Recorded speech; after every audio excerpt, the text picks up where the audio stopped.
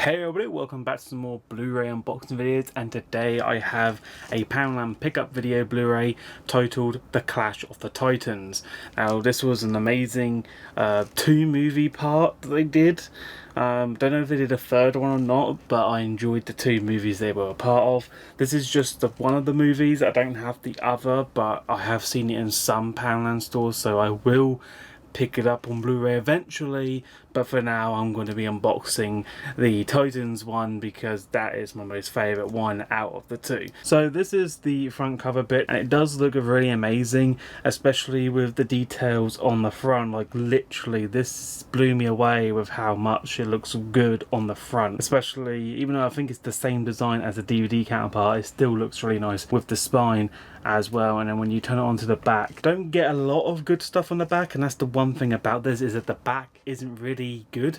It's kind of like basic. It's one of those really basic ones where they put so much work on the front that they leave out majority of it onto the back. Right, so now that we got that out of the way, I'm gonna get my box cutter, just cut down to the side, cut that down. Oh, there we go. Perfect. There we go. Okay, that one came off pretty well.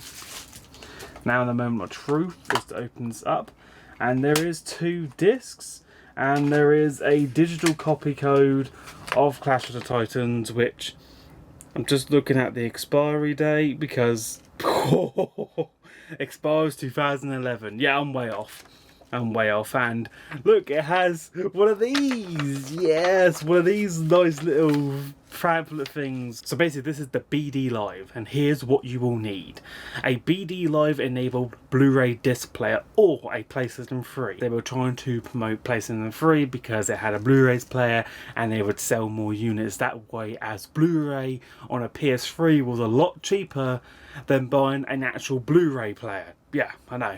When Blu-ray players first came out, they were expensive.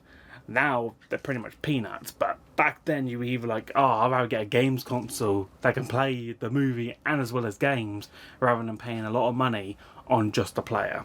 Some people who weren't into gaming, the player was what they needed, but majority of non-gamers brought PlayStations because it was a cheaper alternative. A working broadband internet connection, and I think if you're using it with your Blu-ray player, it had to be through Ethernet port. Nowadays, players will be Wi-Fi enabled, so I have a Blu-ray player that has a Wi-Fi enabled, so you don't really need it.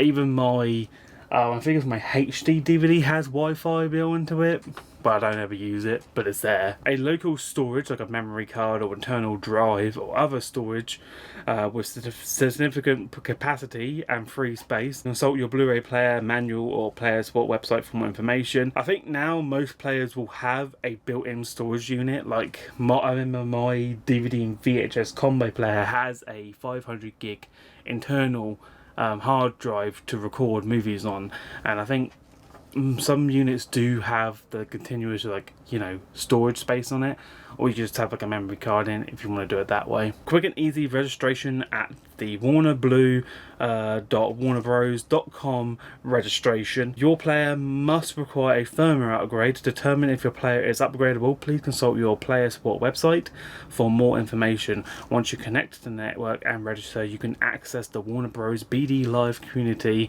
from the menu of your Blu-ray discs. For updates and information on Warner Bros. Blu-rays, visit the website's links below. Playback experience will vary depending on the player's compatibility and performance. Please consult your Blu-ray player manual or player support website for more information.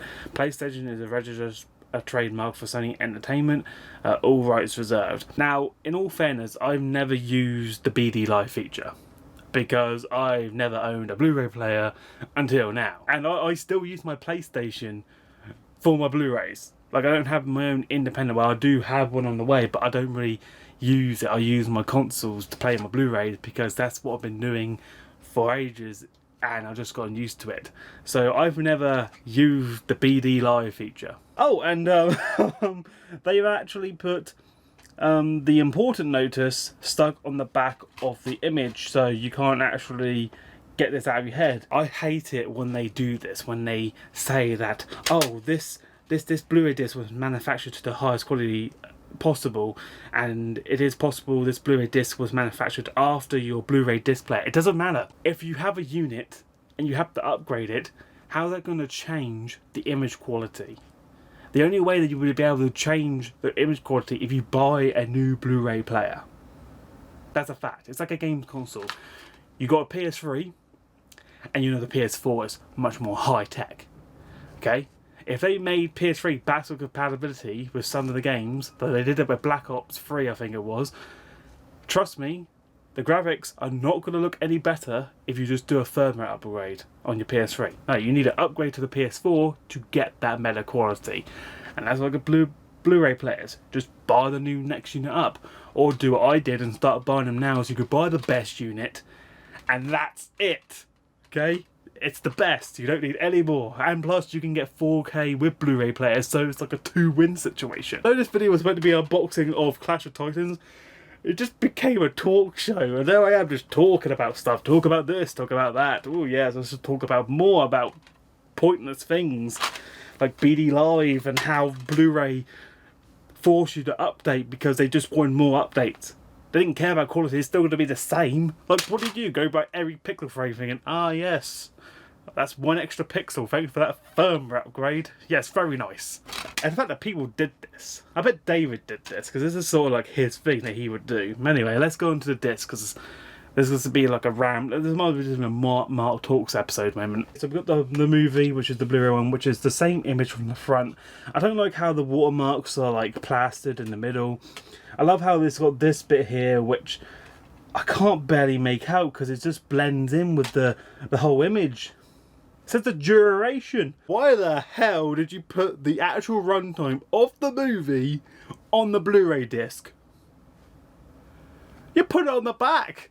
No one's ever gone, wow, I love how they put the runtime on the disc.